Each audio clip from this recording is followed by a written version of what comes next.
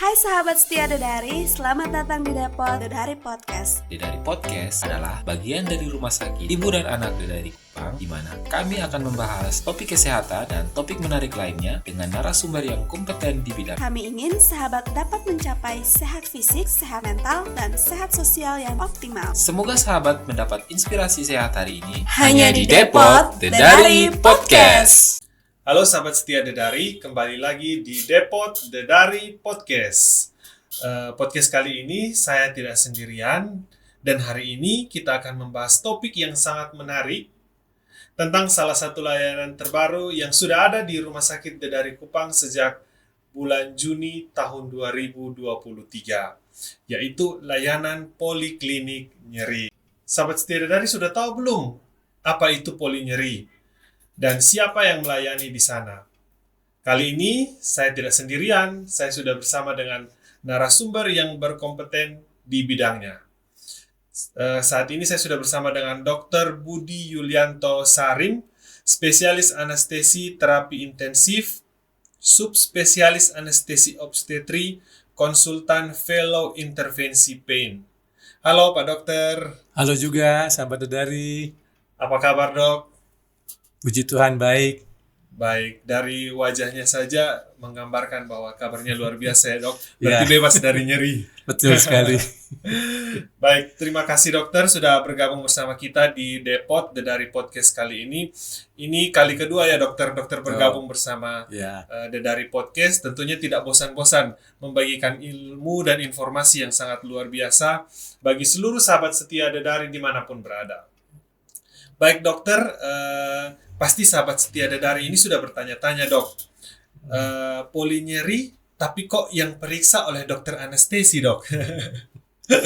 Mungkin dokter bisa menjelaskan untuk kita semua dok. Iya, jadi memang poli nyeri yang melayani dokter anestesi itu memang orang kadang-kadang bingung ya. Iya dok. Dan memang hal yang baru di Kota Kupang bahwa kok bisa dokter anestesi melayani poli nyeri. Iya. Dokter anestesi pada umumnya terkenalnya di kamar operasi. Iya, mereka betul. banyak melakukan tindakan-tindakan di kamar anestesi, pembiusan pada tindakan-tindakan operasi maupun di ruang ICU. Iya, betul dok. Dengan berkembangnya ilmu, jadi kami juga menangani di bidang untuk pelayanan nyeri. Iya dok. Tentunya dengan pendidikan lebih lanjut, jadi tidak bisa langsung kami mendapatkan kompetensi ataupun pengakuan bisa melakukan hal itu. Memang salah satu bagian saat kami pendidikan ada pendidikan untuk untuk nyeri akut, penanganan nyeri akut dan nyeri akut setelah operasi. Tapi untuk nyeri-nyeri yang tindakannya nyeri kronis yang memerlukan tindakan lebih lanjut itu memang harus pendidikan sekolah lagi gitu. Iya. Baik, terima kasih dok. Berarti setelah dokter menyelesaikan pendidikan anestesi, dokter melanjutkan lagi dengan ambil subspesialis dan juga ada fellow intervensi. Iya, 2 kali sekolah. 2 kali sekolah ya dok? Senang sekolah soalnya. Tidak bosan-bosan ya dok. Berarti setelah sekolah nanti bebas dari nyeri ini dok. Ya, semoga begitulah. Harapannya seluruh masyarakat Kota Kupang bisa merasakan dampak dari pelayanan nyeri ini. Ya, baik. Terima kasih dokter. Dok, tadi dokter sudah menjelaskan secara garis besar bahwa setelah menempuh pendidikan anestesi melanjutkan beberapa pendidikan lagi sampai 2 kali sekolah tadi dok. Nah, dari penjelasan dokter itu ternyata ruang lingkup pelayanan anestesi itu luas juga ya dok. Dan salah satu yang tadi dokter sudah sebutkan adalah layanan nyeri ini atau manajemen nyeri ini menjadi salah satu bagiannya. Betul. Nah dok, sebelum kita lanjut ke beberapa penjelasan yang tadi dokter sudah sempat sebut bahwa ada nyeri akut dan nyeri kronis, mungkin dokter menjelaskan buat semua sahabat setia Dedari apa itu nyeri dan klasifikasinya, serta tadi dokter ada sebutkan ada nyeri akut dan nyeri kronis itu dok. Baik, jadi nyeri itu adalah perasaan yang tidak menyenangkan. Iya. Dan tidak ada orang yang mau nyeri. Iya betul. Semua orang pasti ingin bebas dari nyeri. Jadi perasaan yang tidak menyenangkan yang dapat ditimbulkan akibat adanya dari kerusakan jaringan. Kerusakan jaringan itu baik itu karena luka operasi ataupun karena benturan ataupun karena proses dalam tubuh kita sendiri. Iya dok. ataupun ya disebabkan oleh karena penyakit-penyakit seperti penyakit kanker yang sudah menjalar kemana-mana, itu juga terjadi kerusakan jaringan di dalam tubuh pasien. Kemudian nyeri memang ada dua, nyeri akut dan nyeri kronis. Nyeri akut itu adalah nyeri yang terjadi di bawah 2 minggu, 14 hari. Di atas 14 hari biasanya kita klasifikasikan kronis. Ya. Itu jadi pada umumnya 14 hari, ataukah ada kata yang mengatakan lebih dari 14 hari baru nyeri kronis. Kalau luka-luka operasi karena mau operasi melahirkan ataupun operasi apapun termasuk nyeri akut. Itu pada umumnya pasien-pasien banyak mengeluhkan di sana. Itu. Iya, baik dok. Memang tadi dokter menjelaskan bahwa nyeri itu satu hal yang sangat mengganggu kita ya dok. Apalagi kita yang sibuk dengan aktivitas yang tinggi, dan kalau mengalami nyeri tentu itu sangat kurang enak dan kurang menyenangkan. Baik dok, dari penjelasan dokter tadi ada pertanyaan dok yang ingin saya tanyakan. Kapan sih dok dikatakan nyeri akut dan kapan dikatakan nyeri kronis itu dok? Jadi tadi sudah saya sampaikan bahwa suatu nyeri dikatakan akut jika terjadi di bawah 14 hari. 14 hari. Ya, jadi operasi sekarang, besok ngerasa nyeri, yaitu nyeri akut. Iya dok. Kalau itu tidak ditangani dengan baik, biasanya akan jatuh ke dalam nyeri kronis orang itu. Ya. Jadi misalkan pasien habis operasi, kemudian penanganan nyerinya ini tidak baik, kadang-kadang sampai berlanjut sampai lebih dari 14 hari. Nah, itu nyeri kronis, dan efeknya bukan lagi nyeri kadang yang ditimbulkan, perasaan-perasaan lain dari si pasien itu kan timbul di situ. Iya, betul. Kadang-kadang tidak kita sentuh, dia rasakan nyeri. Atau kadang-kadang sangat sensitif bagian itu, sehingga tersentuh kain pun rasanya nyeri sekali. Karena apa? Karena pengelolaan nyeri di awal itu tidak adekuat, sehingga timbulkan nyeri kronis. Ya. Biasanya di atas lebih dari 14 hari. Iya. Berarti dari jawaban dokter ini bisa ditarik kesimpulan kalau nyeri itu tidak memandang batasan usia ya dok? Siapapun bisa. Iya. Cuma kalau bayi nggak bisa bicara, nangis dia. Betul dok. Bayi bisa diekspresikan dengan nangis iya. saja ya dok. Yang berbicara bapak dan ibunya. Iya betul dok. Baik dok. Nah ini tadi dokter sudah katakan bahwa ketika seseorang dikategorikan sebagai nyeri akut dan nyeri kronis itu dok.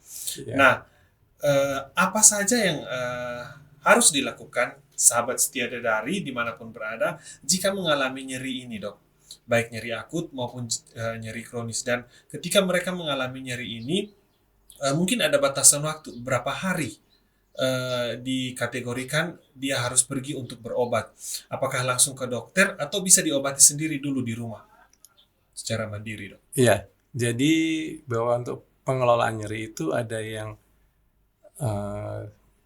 non farmakologi, ada yang farmakologi, dan yang terakhir adalah intervensi. Non farmakologi itu misalkan dengan dihipnotis, hipnoterapi kah, ataukah kita alihkan pandangan si pasien ataupun si penderita tersebut, misalkan dengan mendengarkan musik atau dia melakukan yang dia sukai sehingga teralihkanlah nyeri itu. Kemudian yang bisa juga dengan seperti TENS yang kita getarkan, yaitu pakai disetrum, kalau orang awam itu bilang disetrum ringan, itu betul. Bergetar. Nah itu juga salah satu upaya untuk menghilangkan nyeri non farmakologi. Alat bantunya itu. Iya, alat bantunya itu biasanya di fisioterapi sering dilakukan. Ya, digetarkan dengan namanya TENS, alatnya itu dia lakukan seperti itu. Kemudian yang berikutnya adalah dengan farmakologi. Farmakologi itu dengan obat-obatan. Oh iya betul. Dengan obat-obatan yang kita berikan, baik itu mulai dari paracetamol, asam mefenama dan sebagainya, itu sangat banyak dan variatif obat-obatannya. Baik itu melalui minum ataukah kita berikan melalui suntikan atau bahkan ada yang melalui masukkan ke dalam lubang dubur. Oh iya. Ya. Betul. Kemudian yang terakhir adalah nyeri dengan menggunakan tindakan-tindakan intervensi. Itu yang terakhir.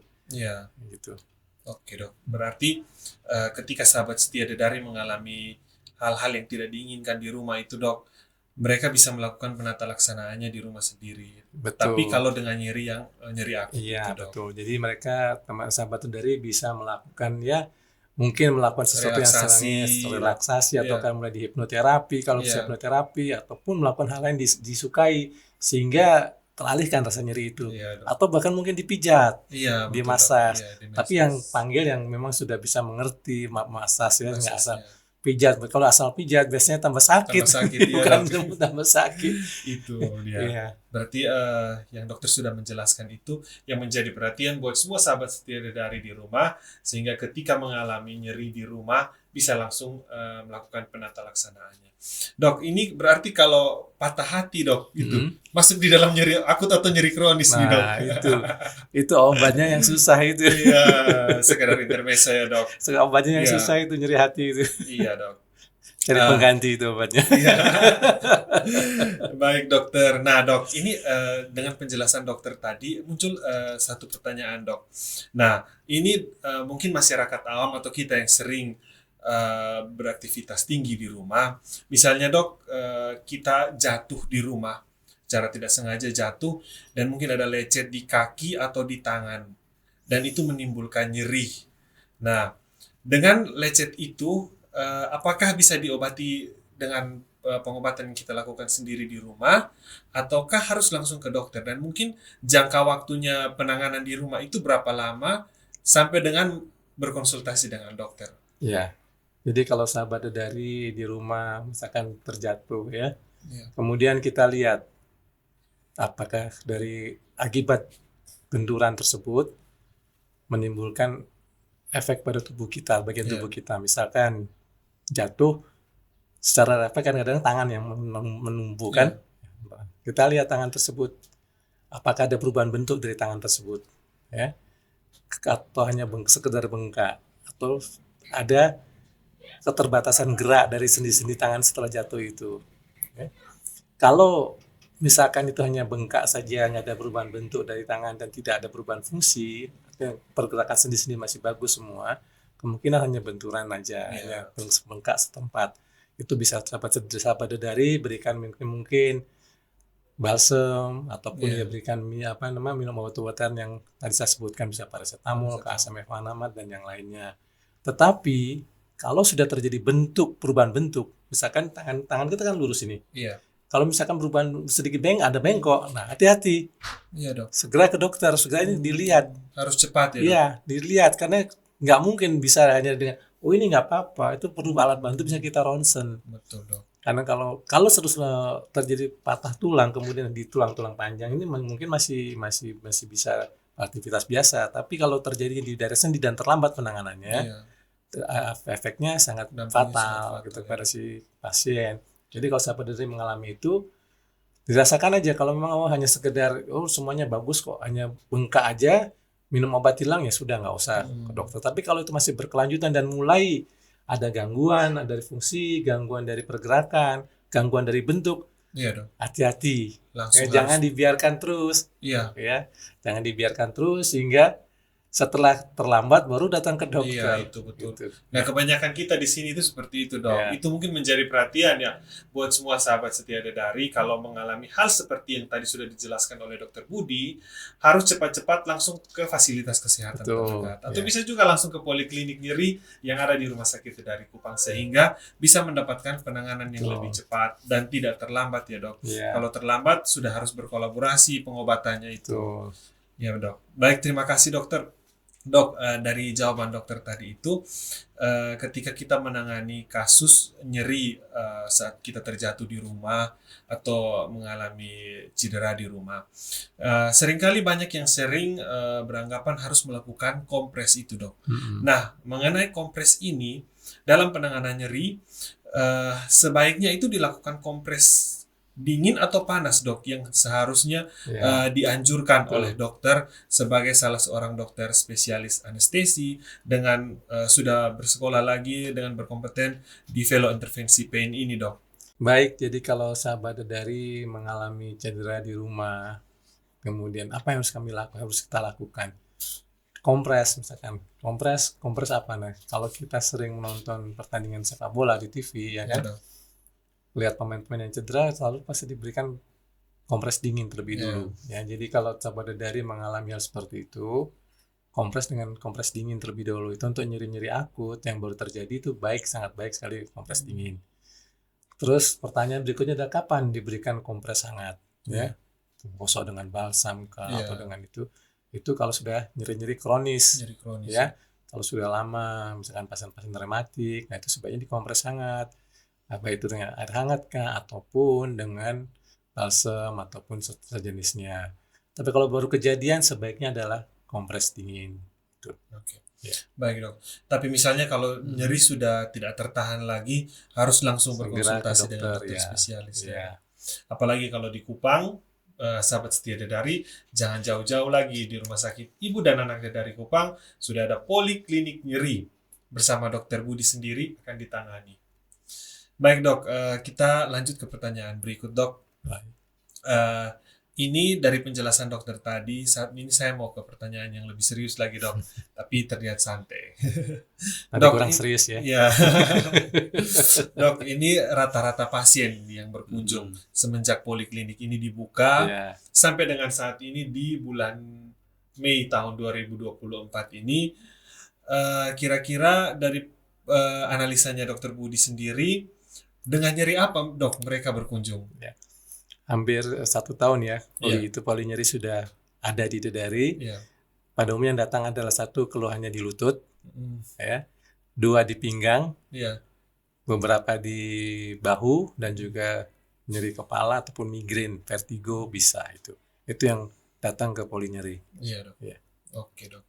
Nah dokter, tadi dokter bilang nyeri lutut, nyeri pinggang. Dok, mungkin dengan pengalaman saya sendiri dok, beberapa ada saudara-saudara saya itu mungkin karena kita di daerah Nusa Tenggara Timur, khususnya di Kupang dan beberapa tempat lainnya itu kadar airnya itu kapurnya tinggi ya dok, dan itu menyebabkan juga kalau kurang minum bisa menyebabkan sakit dan nyeri di pinggang. Nah, apakah ketika dengan mengalami nyeri di pinggang itu karena mungkin kurang minum dan setelah diperiksa ada banyak zat kapur yang mengendap di sana, bolehkah dilakukan penanganan dengan melakukan tindakan manajemen nyeri ini dok? Kalau sakit di pinggang kita pastikan dulu apakah itu memang betul-betul di pinggang ya, ataukah karena batu ginjal atau adanya batu di saluran kencing. Iya. Ya. Karena kita tahu sendiri bahwa seperti Kak Dedi katakan di daerah kita ini zat kapurnya cukup tinggi. Ya, tapi kita harus pastikan dulu.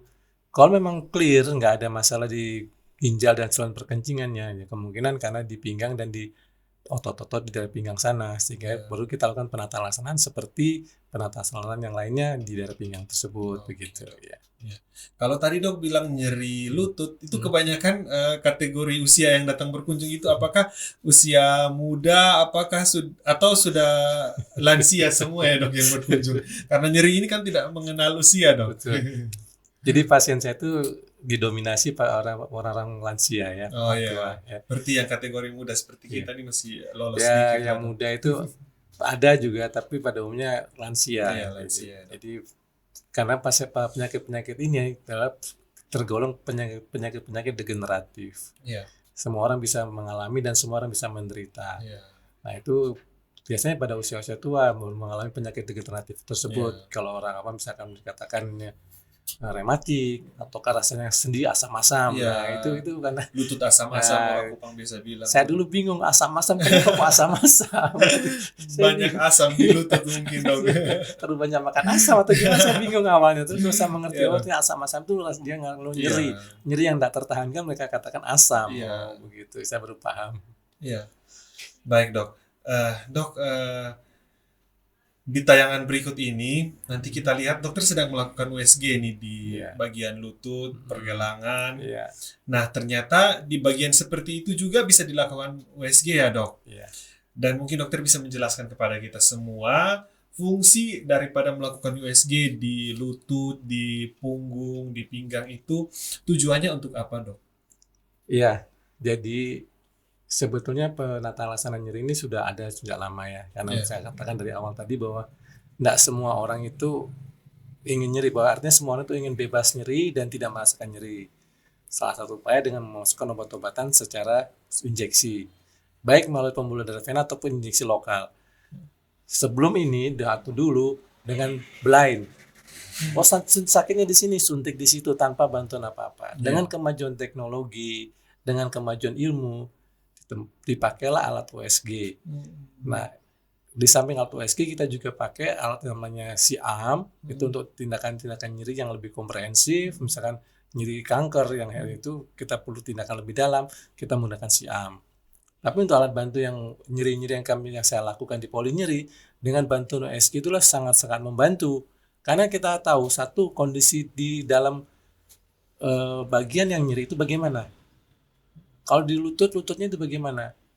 Adakah cairan, adakah mungkin pembengkakan, ataukah adakah perubahan bentuk.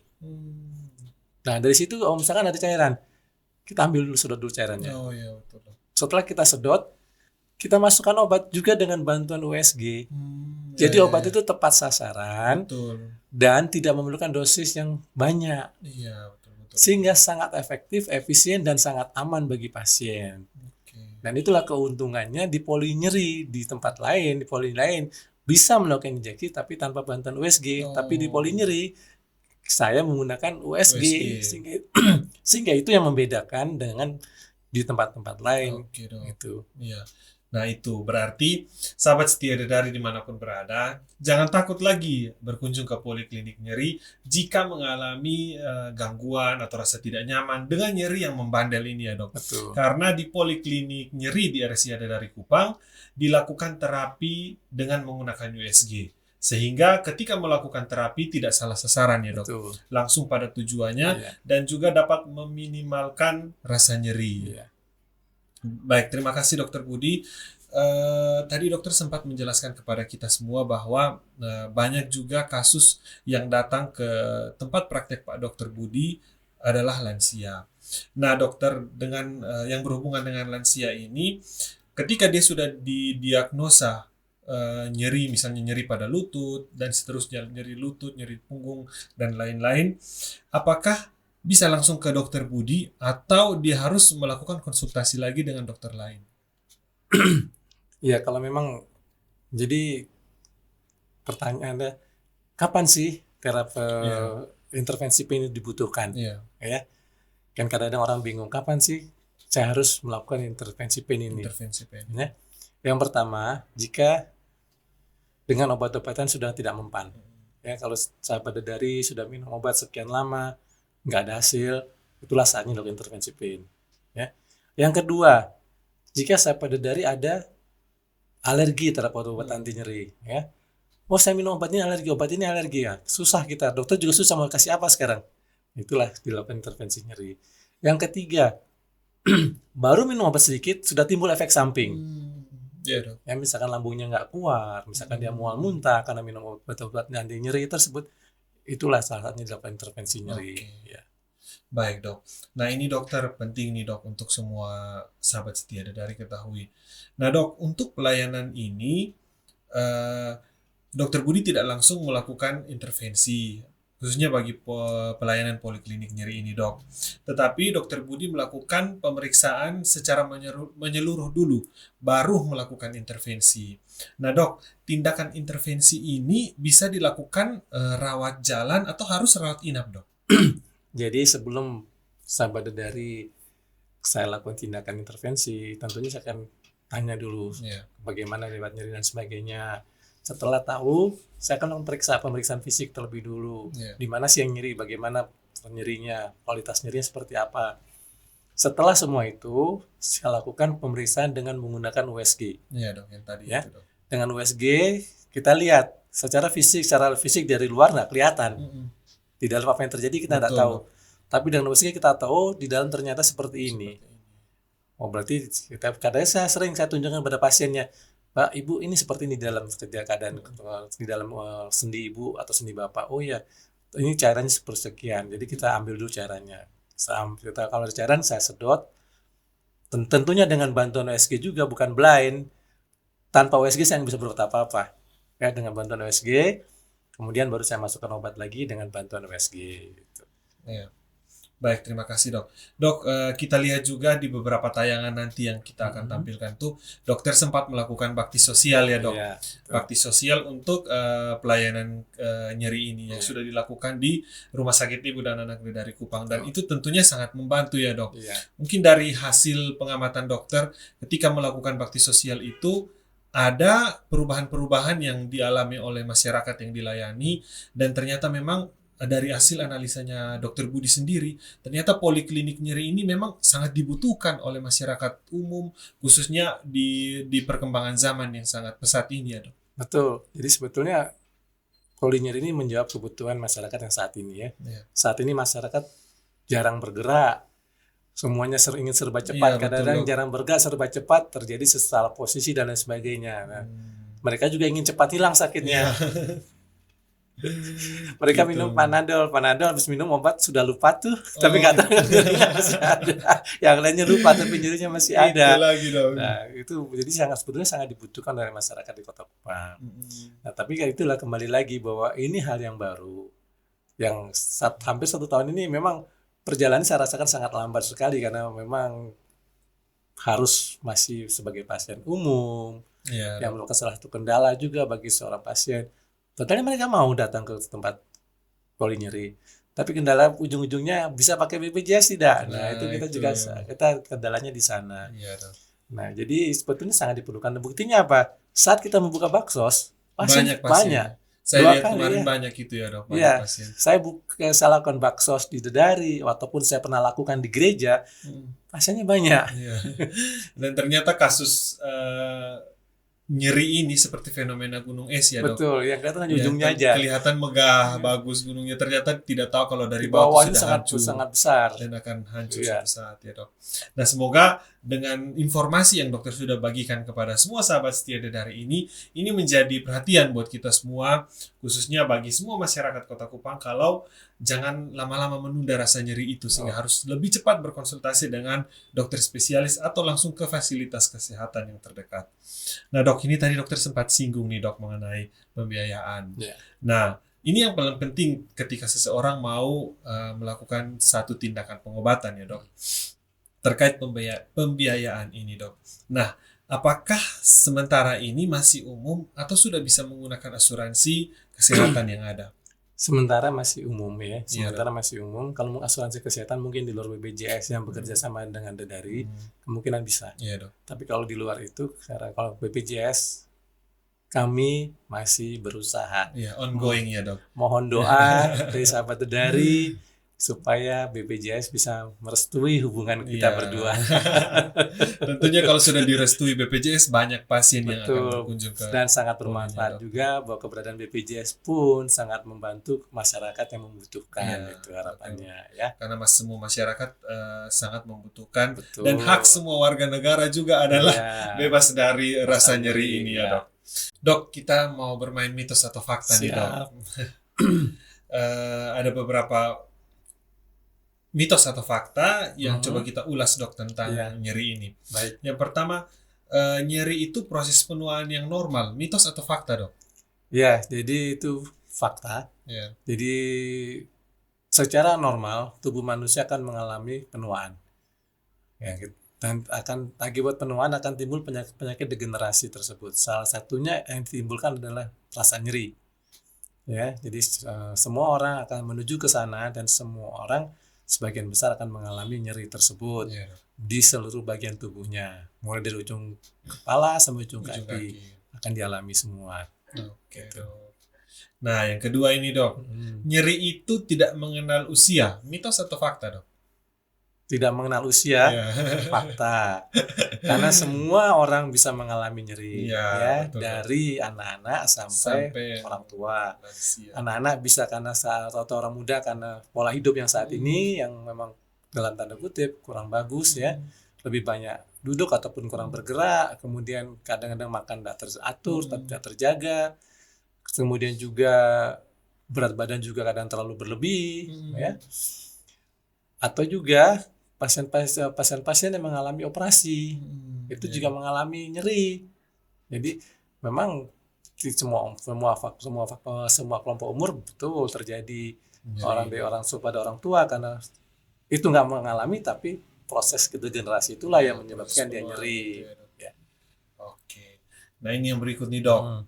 Nyeri pasien dengan kanker tidak bisa hilang dengan obat-obatan. Mitos atau fakta dok? Ya, jadi sebetulnya WHO itu pun mengeluarkan panduan penggunaan obat-obat untuk mengatasi nyeri pada pasien-pasien kanker. Dari menggunakan obat anti nyeri yang sederhana, paracetamol, sampai menggunakan obat-obat opioid yang sangat-sangat kuat. Dengan kombinasi obat-obat tambahan yang kita namakan adjuvan, itu bisa obat penenang dan lain sebagainya. Tujuannya apa? Untuk menghilangkan nyeri pada pasien-pasien kanker. Kita tahu bahwa nyeri pada pasien kanker itu sangat-sangat kuat dan kadang-kadang si pasien nggak bisa tidur, kadang-kadang sehari-hari dia mengeluh, menangis dan sebagainya, sehingga mengganggu aktivitas, mengganggu kegiatan bukan saja si pasien, tapi keluarga pun terganggu. Keluarga pun terganggu. Nah, di saat itulah sebetulnya terapi intervensi yang paling menolong. Beberapa pasien tertolong dengan terapi intervensi saya yang saya lakukan di salah satu rumah sakit, seperti pasien-pasien kanker serviks, itu yang sudah mengalami nyeri yang tidak tertolong dengan obat-obatan. Saya lakukan intervensi dengan bantuan siam, dan bukan dengan USG tapi dengan siam, itu sangat tertolong sehingga dia mengurangi nyerinya. Ya memang apa yang saya lakukan itu tidak menghentikan proses kankernya, dan saya tekankan pada si pasien ataupun keluarga pasien, apa yang kami lakukan bukan untuk menghilangkan prosesnya, bukan untuk menghentikan prosesnya, tetapi untuk menghentikan nyerinya. Sehingga memperbaiki kualitas hidup si pasien. Kalaupun akhirnya pasien itu meninggal, mereka meninggal dengan tersenyum. Mereka berpulang dengan senyum, keluarga yang tinggal pun melepas dan ikhlas. Dibandingkan dia mengeluh, meninggal dalam keadaan mengeluh, meninggal dalam kondisi menjerit-jerit, keluarga yang ditinggal pun rasanya teriris hatinya. Iya, betul. Gitu, ya. Berarti sangat membantu ya. Sangat membantu. Pelayanan nyeri ini. Nah dok, ini yang terakhir. Nyeri patah hati. Nyeri karena patah hati, sorry dok. Itu mitos atau fakta dok? Bisa mitos, bisa fakta. Karena akibat patah hati menimbulkan segala efek.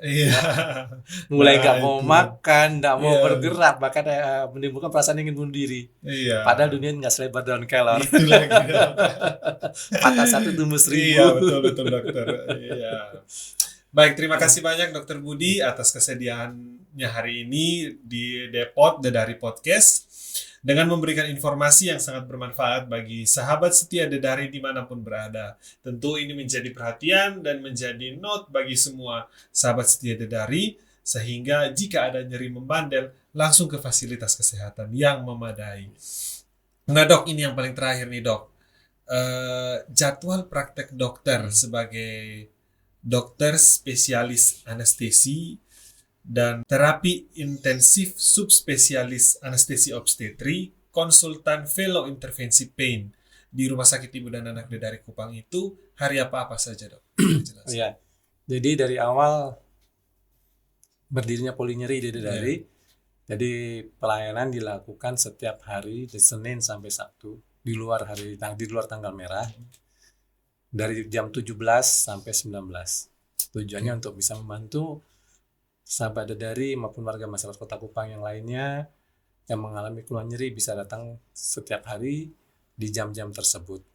Oke, berarti setiap hari ya dok. Setiap hari. Jadi semua sahabat setia Dedari, masyarakat Kota Kupang maupun Nusa Tenggara Timur yang membutuhkan pelayanan poliklinik nyeri atau mengalami nyeri membandel yang sudah tidak nyaman lagi, bisa langsung berkonsultasi dengan Dokter Budi di Rumah Sakit Dedari Kupang di Jalan Rantai Damai nomor 69D TDM Kota Kupang pada setiap hari Senin sampai dengan Sabtu jam 17.00 sampai 19.00 WITA.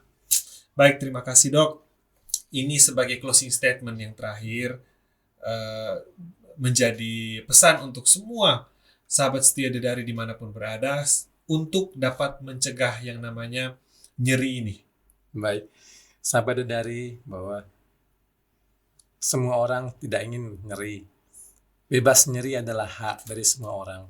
Untuk itu marilah kita semua bisa menjaga satu pola hidup kita, mana tetap rajin berolahraga walaupun nggak harus setiap hari ataupun tidak terlalu berat intensitasnya, tapi cukuplah untuk membuat tubuh kita berolahraga, bergerak selalu. Dan yang kedua adalah menjaga pola makan kita supaya tidak overweight ataupun terlalu berat, sehingga juga membatasi gerak kita, juga membuat beban bertambah di organ-organ tubuh yang lain.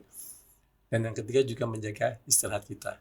kapan kita waktu istirahat, ya istirahat, kapan kita harus bekerja, ya bekerja, sehingga hidup ini bisa teratur gitu. Iya, betul. Bisa menikmati hidup ini dengan bebas dari rasa iya, nyeri itu betul, Dok. ya. Baik, terima kasih banyak Dokter Budi buat kesempatan kali ini. Sekian podcast kita bersama Dokter Budi Yulianto Sarin hari ini. Sampai ketemu lagi di Depot dari podcast dengan episode menarik lainnya di topik berikutnya. Terima kasih, sampai ketemu, sampai jumpa. Salam sehat untuk kita semua. Salam sehat semua.